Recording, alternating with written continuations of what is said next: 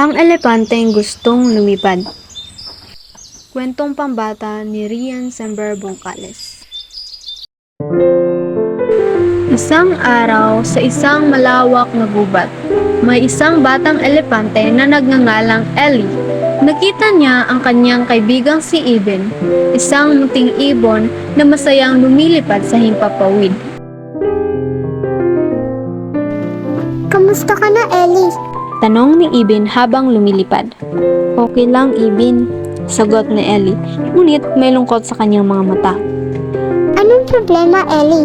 Tanong ni Ibin, napansin ang kalungkutan ng kanyang kaibigan. Inggit ako sa iyo, Ibin, gusto ko rin maranasan ang lumipad, sagot ni Ellie. Huwag kang mainggit, Ellie. Lahat tayo ay may kanya-kanyang kakayahan. Payo ni Ibin.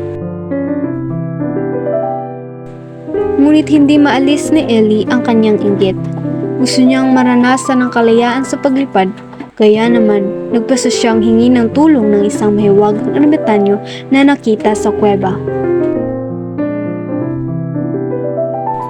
Nais ko matutong lumipad, sabi ni Ellie sa ermitanyo. Tandaan mo, Ellie, hindi lahat ng nais natin ay maaari natin magawa. May mga bagay na para sa atin at mayroong hindi.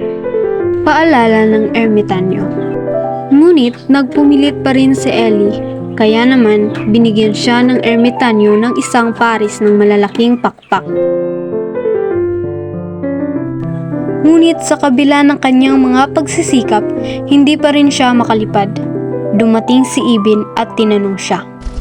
Kamusta ang paglipad mo, Ellie? Hindi ko magawa, Ibin, sagot ni Ellie na may lungkot sa kanyang mga mata. Alam mo, Ellie, hindi mo kailangang lumipad para maging espesyal. Ikaw ay isang elepante, malakas at mabait. Yan ang ikaw at yan ang espesyal sa'yo. Sabi ni Ibin. Sa mga salita ni Ibin, natanto ni Ellie na hindi niya kailangang maging ibon para maging espesyal. Sa wakas, natanggap niya ang kanyang sarili at natutunan niyang mahalin ang kanyang mga kakayahan.